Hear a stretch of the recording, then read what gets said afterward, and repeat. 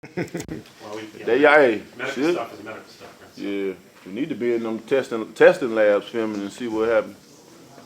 All you guys cheating. you should be testing. We should be testing the medical guys testing you. For real. Examining them. My body is killing me. You know, I was. This is my first time actually watching you spar, Quint. Believe it or not. And you know, you growing up. I mean, growing up in boxing, they said, "Oh, Deontay Wilder is too lean. His legs are too thin." And then I watched you spar. That's one of your biggest assets. Yeah, is your for sure. legs. Most definitely. I have quicker feet than people think. My footwork, the way I'm able to maneuver around the ring, you know, calculate my feet compared to their you know, placing my foot, you know, on the outside of their foot when it's a southpaw or even with an orthodox compared. So my intellect in the ring is very high. You know, just because what people see, you know, in that time doesn't mean you know, it's not here. You know what I'm saying? And of course, my power makes up for a lot of things. You know, that people sometimes won't get an opportunity to see because when that right hand come in and if it's perfectly there, ain't nobody gonna be able to withstand. It's gonna be over with. You know, so it's a lot of things I can do that people don't understand. You know. Talking about your intellect, you have a switch that we saw today. Turns your intellect, knowing how to use it, when to use it, and saying, I'm going to use it right now with your body shot, straight right hand. Why no credit? Do you think that, two-pronged question, do you think if you was of a different skin complexion, they would say, oh, Deontay Wilder is the most intelligent fighter, strongest, actual baddest man in the world, you know? Yeah, and I got this face right here because like it don't make no sense to me. You know what I mean? That it is the way that it is. Mm-hmm. You know what I mean? I mean, we've seen that throughout the history, not only just in sports, but in a lot of other things that we go through. You know what I'm saying? And it's just a shame. I mean, it's 2020 as well, and it's a shame that it's like that. But of course, you know, if I was a little bit more light complected, you know, you'll hear everything. Mm-hmm. A little bit more light complected and a little bit more nicer. You know what I'm saying? That's what they want. See, I got two things going against me. You know, I'm dark skinned and I talk some shit, and they don't want to see that. They don't want that confidence like that. You know what I'm saying? Because it's not being arrogant. It's not being cocky. You know what I mean? Especially when you have receipts. When it's factual, how could it be arrogant? You know what I mean? How could you be cocky?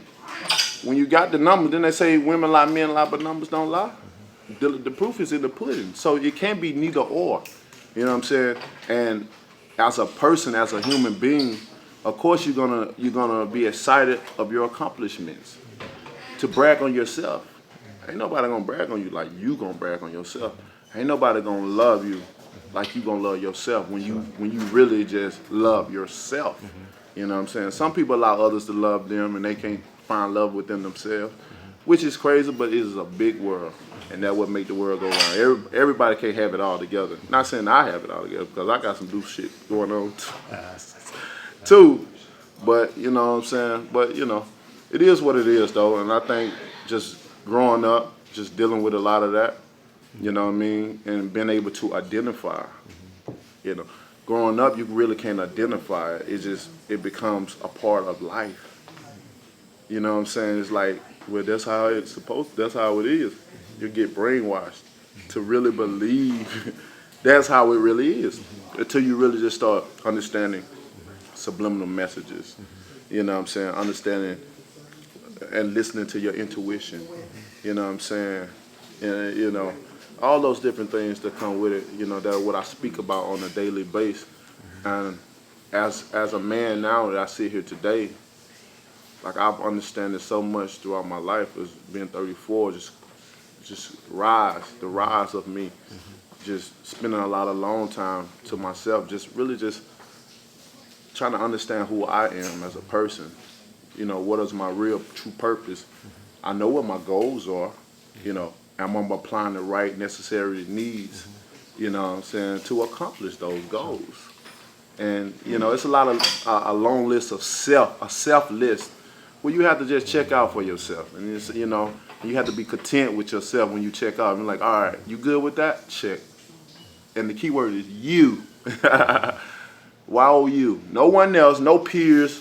You know what I'm saying? Not what others think of you. And that's what we go wrong. We always want to do things for others, and it's not. It's I'm not saying, you know, it's bad to do things for others, because I fight for my children. You know, I'm not saying that in that terminology of things, but as far as acceptance, we rather do a lot of things to be accepted in certain situations, and it shouldn't be like that. If you have self-love and you love yourself, you know, hey, if they don't accept you, then you ain't with me. We ain't got the same dream. We ain't got the same goal and same plan. So guess what? I'm wishing you nothing but blessings your way, and I hope you wish the same for me. And if you don't, then I still wish you the best. You know what I mean? And that's just how it is. You use the term, two bad things going for you. In the community I'm a part of, you got two great things going for you. That you're confident and you're black. And I often read my comment section, and you know the team I'm part of, the LDBC. And you said this the other day.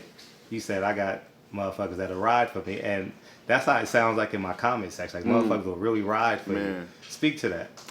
It's you know what, I was I don't know who you were talking to in here, but I heard it. yeah, I was talking. I don't know who I've said multiple things. Even with my fiance, man, I was like, man, because when I listen to all you guys' content, and you know, of course, you want to read the comments and see what they feeling and stuff like that. I remember it used to be a time when I strolled, and you have so much negative garbage. You know what I'm saying? You stroll, you know, like, all right, you know, because I don't take in the negativity. You know what I'm saying? Nor do I reply to it. You know, I usually take a lot of negative abuse on my pages and stuff, but they would never get a response out of me, because I'd rather respond to the good than the bad. You know what I mean? It don't make no sense. You have all these good comments, but you don't want to, you know what I'm saying, you don't want to reply to those. But you see that one negative comment, you want to go in on it. You want to go in, and it shouldn't be like that, because now they've drawn you, they've reeled you in, and if you accept what they're taking in, because most of the time they don't know what they're talking about, for one, and if it's not true, then it don't apply to you. So why you feel any type of feeling towards it? But that just comes with like learning yourself, knowing who you are. You know what I'm saying?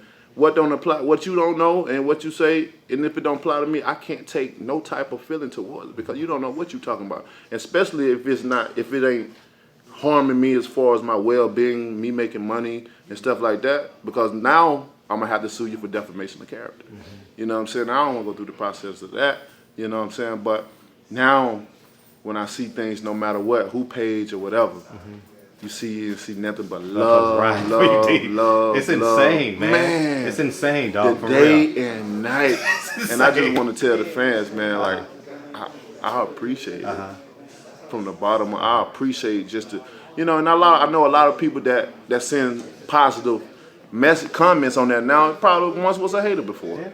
And they needed a certain type of fight, maybe a certain type of a display of me being in a certain type of light to see them, because a lot of people haven't just became a fan of mine because of boxing. They've seen me in multiples of things, being in the UK doing my tour there. They've seen me in movies, you know what I'm saying? They've seen me promote certain things. They've seen me, you know, do some speaking things, you know what I'm saying? And I get all these things, you know, they've seen me out in person, when they get the courage to come up and talk to me, and they see the language that I speak, and it ain't on that rah-rah. You know what I mean? Because I can differentiate between when to do that and when not to. You know, outside of boxing, I am who I am. I'm calm. I'm the coolest person around, and I love people. But I'm with the shits as well. You feel me? I'm about it now. You know what I'm saying? I go into, better add Billy Joe. Speaking of Billy Joe, I interviewed him yesterday. I was in California yesterday, and he says he's not sure if you're going to be ready after the Luis Ortiz fight. I won't be sure. Because I asked him, do you think your boy's gonna be ready? Because he's doing a lot of campaigning and champagning. You know what I mean? And will he be ready February 22nd? He says, well, in his accent, we got to see if Deontay Wilder will be ready. Luis Ortiz is a tough fight. Yeah, but you know Deontay, they know one thing for sure. Deontay Wilder is always ready. When have I not been? Even on my bad nights, you know, because every night can be a good night. It just ain't gonna happen. You know what I'm saying? You can try, you can train for months and months at a time. You can be looking great in this gym, but when it's time for it, it really counts when those lights come on. And you just never know, you know, during that time, all this weight and stuff like that, because like, again, every time we spar, especially with me, I had the Mighty 3 in here. All these guys are way heavier than me. You know what I'm saying? And compared together, you know, so my body is always aching. My body is always sore. It's just the point, like, you just get that adrenaline because you know this is the night and it's over. Like I said, you getting some money. You already know what you want to spend, you know, whether you investing or whether you want to go, you know, and enjoy your time with your family and your friends. You know what I'm saying? So that's the big prize at the end of the day. Knowing that, like, I could sacrifice my body, but in here, training, going over and over, you know, these guys getting rest, you know what I'm saying? After 2 rounds, then they get out and get back in, some go longer, you know what I'm saying? But I'm still in here, have to, you know, do it. This is not fun. Training is not fun. At least I can speak for myself. I don't like training, but I love to get in there when it's time you know, to compete. When it's time, when it really counts, that's when I like to be in here, because this right here, it puts too much on your body. I am tired. And I'm not talking about like because of, you know what I'm saying, like physically my body hurts, it's sore, you know what I'm saying, but like I'm just tired of my body feeling this way. You know, I know, and then that's where it comes to where we put all this money into investing in our bodies and stuff like that to keep it right and stuff like and stuff which is cool, but how many years can you do it for? And that's the thing, and I keep putting out this 6 years because I wanted to get it in people's heads. Okay, you already convinced, bro. And if it led up to Al talking about lesser than that, we got the game plan, we got the ultimate. You know what I'm saying? When you have the mighty product right here, it's unlimited to what you can do. I'm gonna knock out artists. That's what I do.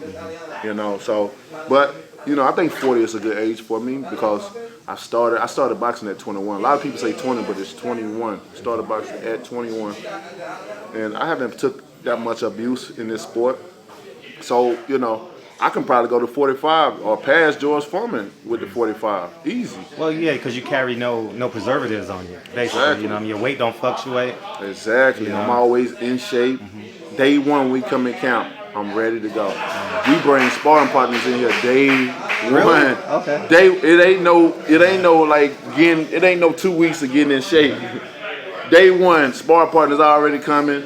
Everything already lined up, and we going. You know what I'm saying? And I love that. You know, I love not getting out of shape during so-called off season, because we really don't have an off season. You know, because it's boxing year round. We're always doing something that relating to boxing. You know, and I think that's what keeps me how I am. You know, just so ready, just go. Not only just my mindset, although mindset plays a huge part in it.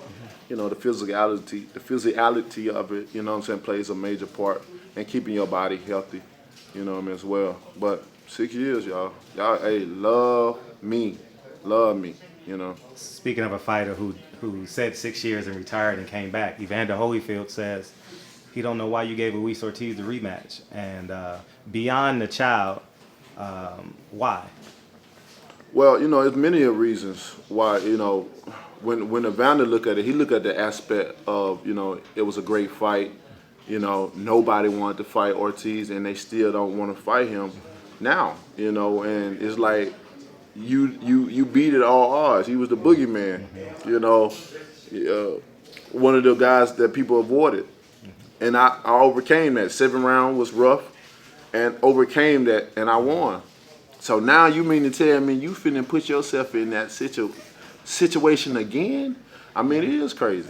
It sounds crazy, because It does sound crazy, D. It does. you know what I'm saying? Because what happened in the 7th round it can happen in the 1st round, it can happen in the 2nd round, the 3rd round, the 4th round. You know what I'm saying? And that's the dangerous part about it, and that's why I respect him so much, and I'm training, because Ortiz is a dangerous fighter. He's a dangerous. Oh man, This is last meal too. this is last meal. This Last is supper. last bang, bro. And you don't think when you get an opportunity, this man affected from his country, went to Mexico, got captured, ended up here. You know, how many stories got like that? I mean, we hear a lot of other foreigners, defecting for their country before their family. You know what I'm saying? But half of us, wouldn't be able to do that. We wouldn't even have the bravery for one to do that. Then again, man, it would have been, Lalo would have been dead. You know what I'm saying? And then on top of that, this man got an ill daughter. I have so much connection to him. I feel like it's I wouldn't say a responsibility. I just feel like I'm looking after my own. You know what I'm saying? Blessing him when a lot of others should have blessed him, knowing the circumstances and the conditions that he have. He have an ill child. And we always talk about, oh, he shouldn't say this or, say that or whatever, but we ain't seeing none of these other fighters blessing him to do that. You know what I'm saying? I'd rather say I'm going to kill you and give you the opportunity to make some money for your family than just, oh, you too old. I ain't, you too old and I never want to kill him, but he too old, but I ain't going to give him the opportunity either. Bro, that's like a triple whammy. You know what I mean? I'm gonna give you this opportunity, but you gonna earn it. You gonna earn this money, every bit of it. And that does my heart so good to be able to say, man, I'm blessing this dude so he can be able to support his family, especially on pay-per-view as well. You know what I mean? That gonna do me so. So when I hear 5 years from now, 10 years from now, baby girl doing whatever she want to do, she just became a very important person in society or whatever, I'm going to feel a part of that, Fred. I'm going to feel like I was a part of helping that, giving him that opportunity to be able to have something financially to elevate not only the baby, but the family. You know what I'm saying? I forever have a bond with him, bro. I forever have a bond with him because of the circumstances. Okay. Hey, let's get this picture, guys. Come on in so D can go get We're warm. going to get this picture there. Come on over. Let's get this picture, guys. Let's go, fellas. We got 14 more rounds to go. Come on. Yeah, I'm going to have to tag somebody. No more rounds. My body's still. I'm tired. Let's see more years. I'm out. Here we go, fellas. That'll be UFC time. I sent it. See more years, baby. I'm out. Get up in the ring. That'll be UFC. Oh, get. Yeah, baby.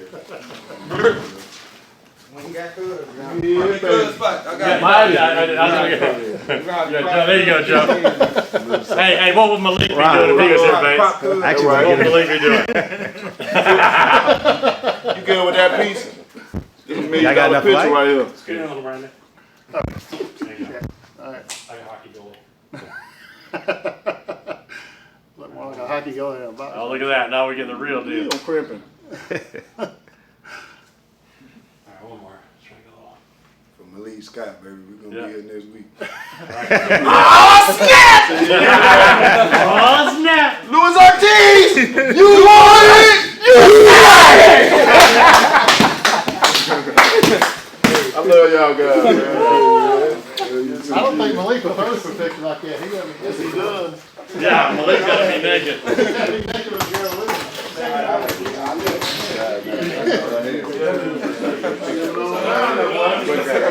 Well, you boys,